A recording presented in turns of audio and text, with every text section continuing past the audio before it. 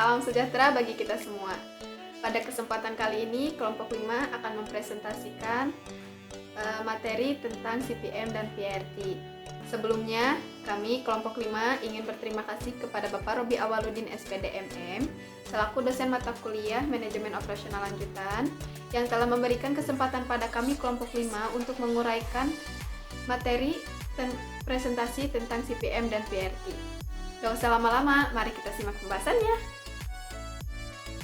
Halo, saya Garana Lestari.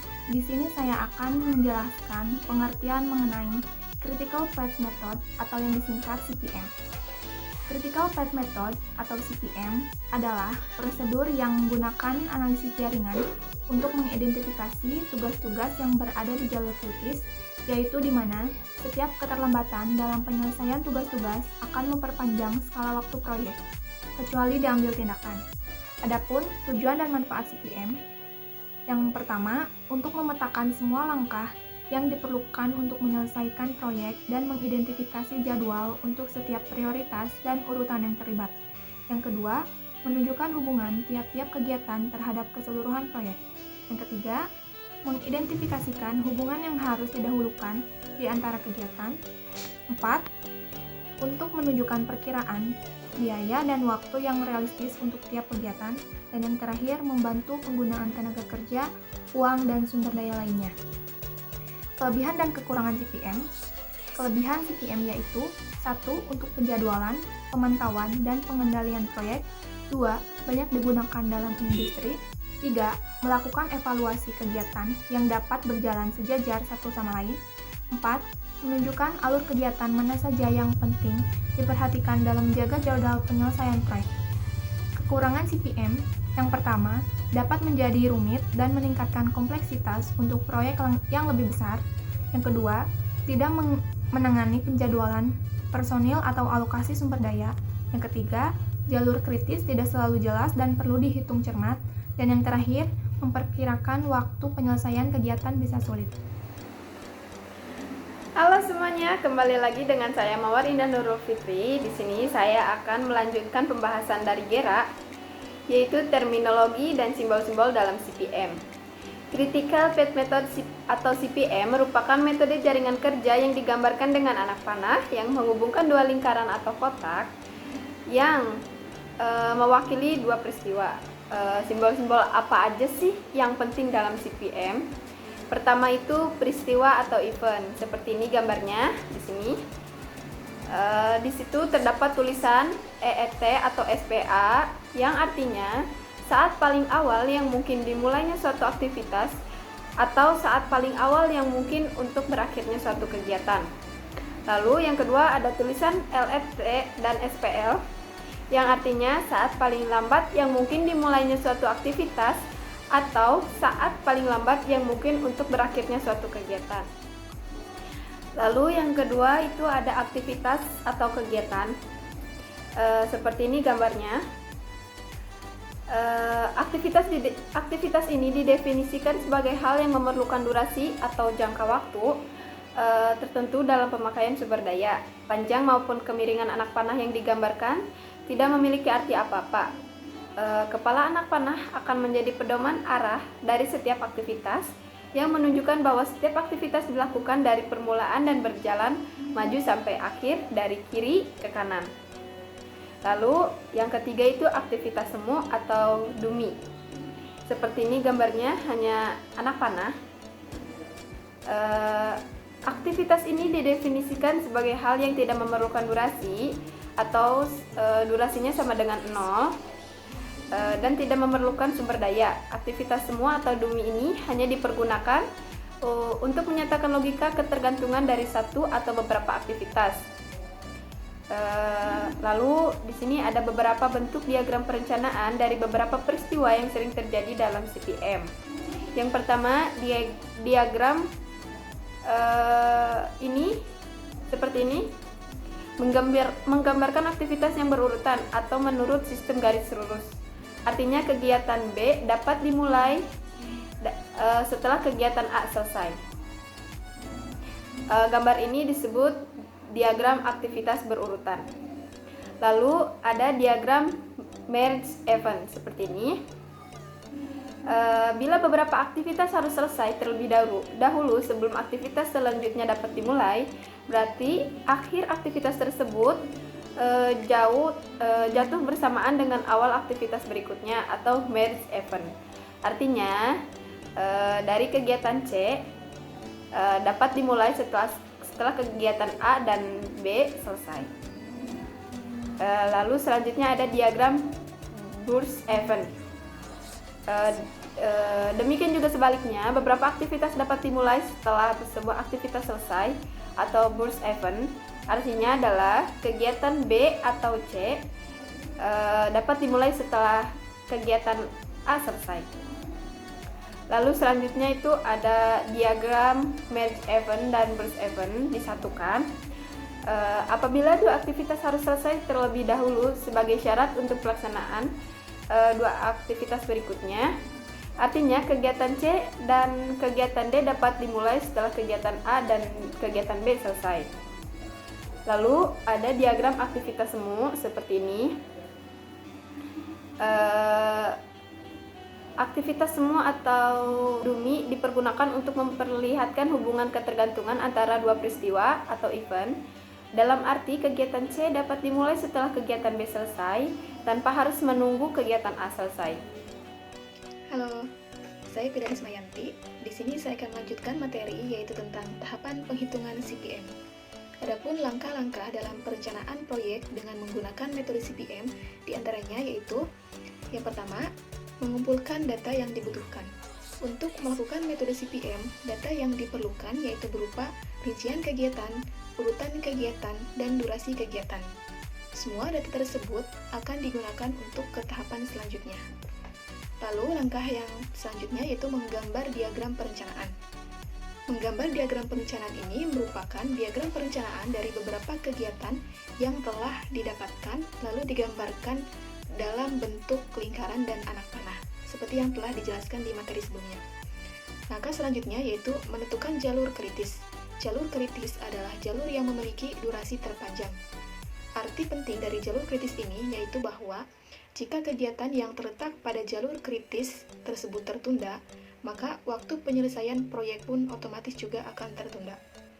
Langkah selanjutnya yaitu melakukan perhitungan forward pass dan backward pass. Perhitungan forward pass adalah perhitungan dengan arah kiri ke kanan. Sedangkan perhitungan backward pass yaitu mengerjakan dengan urutan berjalan ke belakang. Selanjutnya, saya akan membahas mengenai form CPM yang digunakan dalam perencanaan. Yang pertama yaitu early start atau disingkat dengan ES. Early start adalah waktu paling awal dari beberapa kegiatan yang akan dimulai. Dan menurut aturan CPM ini, suatu kegiatan dapat dimulai apabila kegiatan sebelumnya telah selesai atau telah dilaksanakan. Selanjutnya yaitu late finish atau disingkat dengan LF. Late finish adalah waktu paling lambat yang diperbolehkan untuk suatu kegiatan yang terjadi, namun tanpa memperlambat penyelesaian proyek. Selanjutnya yaitu early finish atau disingkat dengan EF. Early finish adalah waktu selesai paling awal suatu kegiatan. Selanjutnya yaitu late start atau disingkat dengan LS. Late start adalah waktu paling lambat suatu kegiatan dapat dimulai tanpa memperlambat penyelesaian proyek secara keseluruhan. Selanjutnya yaitu activity. Activity adalah label dari nama suatu kegiatan yang digunakan untuk memudahkan penulisan kegiatan pada form CPM. Dan biasanya menggunakan huruf seperti misalnya A yaitu untuk kegiatan pertama, B yaitu untuk kegiatan kedua, dan seterusnya. Lalu selanjutnya yaitu duration. Duration adalah waktu yang digunakan untuk menyelesaikan suatu kegiatan. Satuannya yaitu biasanya berupa satuan waktu seperti jam, hari, dan sebagainya. Lalu selanjutnya yaitu select time. Select time adalah waktu bebas yang dimiliki untuk setiap kegiatan. Lalu yang terakhir yaitu description of activity. Description of activity ini adalah penjelasan dari label kegiatan yang ditulis pada form CPM. Halo, perkenalkan nama saya Bedwi Ramadika. Saya dari manajemen 3B. Di sini saya akan melanjutkan materi tentang program evaluasi dan review teknik atau disingkat dengan PRT. PRT ini pertama kali digunakan pada tahun 1950 di mana US Navy Special Project Office ini ditugaskan untuk mengembangkan sistem persenjataan bawah air dan mengembangkan rudal balistik bagi armada bawah laut mereka. Konsep PRT ini dikembangkan oleh tim riset dari operasi staf dengan perwakilan dari Departemen Riset Operasi Bush, Allen, dan Hamilton, lalu kantor evaluasi dari Rudal Lockheed System, dan evaluasi program cabang kantor proyek khusus, dan Departemen Angkatan Laut. PRT ini diaplikasikan sebagai alat pengambil keputusan yang didesain untuk menghemat waktu dalam pencapaian hasil dari akhir proyek. Lalu PRT ini juga menarik bagi mereka yang tertarik dengan mengembangkan dan penelitian di mana waktu merupakan suatu faktor yang sangat penting dan krusial. Dalam penggunaannya PRT juga memperhitungkan waktu yang terpendek, memperhitungkan waktu yang normal, lalu waktu yang terlama yang digunakan jika aktivitas tersebut mengambil waktu yang lebih banyak dari yang diperkirakan. Lalu pengertian program evaluasi and review. Ini yang disingkat dengan PRT ini. PRT adalah suatu alat manajemen proyek yang digunakan untuk melakukan penjadwalan, mengatur dan mengkoordinasi bagian-bagian pekerjaan yang di dalam suatu proyek.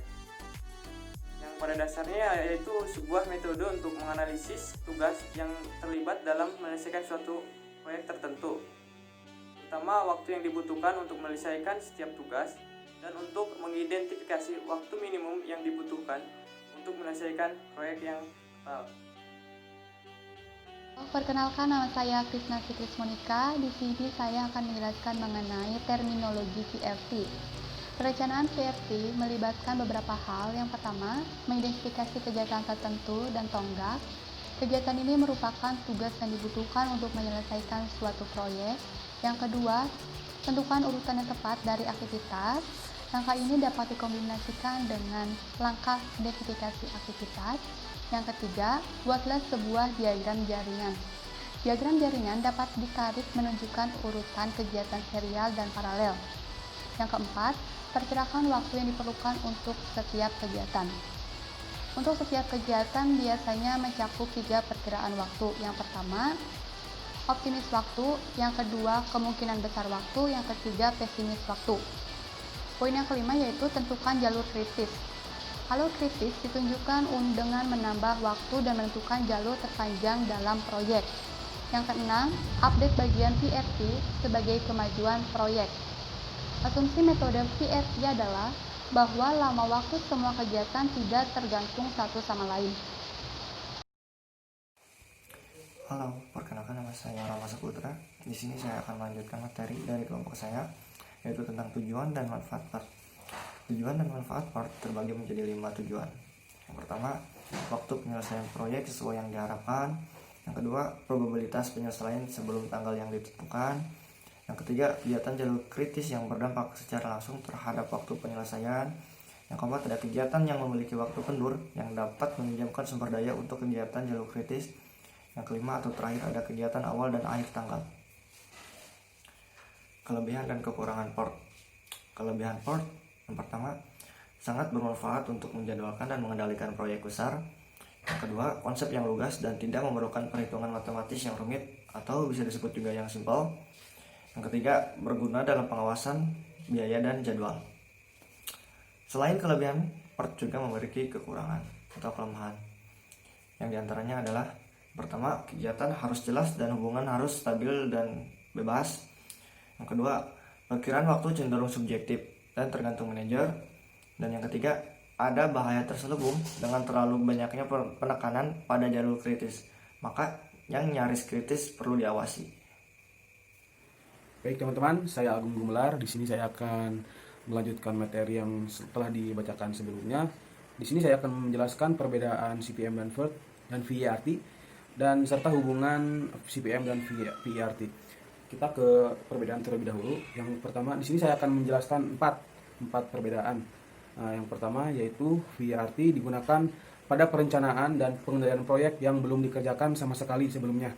Sedangkan kalau di CPM itu untuk menjadwalkan dan mengendalikan aktivitas proyek yang pernah terjadi sebelumnya, sehingga data, waktu, dan biaya telah diketahui oleh evaluator sebelumnya. Yang kedua, pada VERT digunakan 3 jenis waktu, yaitu waktu yang tercepat, terlama, dan terlayak. Sedangkan pada CPM hanya memiliki satu jenis informasi waktu, yaitu waktu yang paling tepat dan layak untuk menyelesaikan suatu proyek. Yang ketiga, pada VRT yang ditekankan adalah waktu, sebab dengan menyingkatkan waktu maka biaya proyek turut mengecil. Sedangkan pada CPM ini menekankannya itu menekan pada biaya. Yang keempat, CPM menggunakan satu jenis waktu untuk taksiran waktu kegiatan. Sedangkan kalau VRT menggunakan 3 jenis waktu, yaitu perakiraan waktu teroptimis, termungkin, dan terpesimis. Untuk yang selanjutnya ada hubungan CPM dan VERT. Metode VERT dan CPM adalah metode yang tepat digunakan untuk membuat perencanaan, schedule, dan proses pengendalian suatu proyek. Untuk dapat menerapkan kedua metode ini, perlu ditetapkan terlebih dahulunya kegiatan-kegiatan yang akan dilakukan dalam suatu proyek tersebut dan menyusunnya dalam bentuk jaringan. Nah, jaringan ini yang menunjukkan saling hubungan antara suatu kegiatan dengan kegiatan yang lain. Walaupun prinsip penyusunan jaringan pada kedua metode ini adalah sama, namun terdapat pula perbedaan mendasar antara kedua metode ini. Perbedaan ini terletak pada konsep biaya yang dikandung CPM yang tidak ada di dalam metode VERT. Ada 2 macam estimasi, baik untuk waktu maupun biaya yang dilakukan di dalam metode CPM, yaitu estimasi normal dan estimasi crash. Perhitungan kedua jenis estimasi ini dimaksudkan untuk menemukan kegiatan-kegiatan pada jalur kritis di mana waktu dapat dipercepat dengan pengeluaran paling minimum. Dengan cara ini, efisiensi penyelesaian proyek dapat dicapai dalam hal waktu maupun biaya. Sedangkan kalau metode VERT atau biaya dapat diterapkan untuk mencapai tujuan pengendalian biaya. Adapun tujuan akhir dari VERT ini adalah untuk memberikan informasi yang dapat digunakan untuk mempertahankan biaya proyek dalam anggaran tertentu. Informasi ini berupa status suatu kegiatan, apakah operan atau underrun. Terima kasih.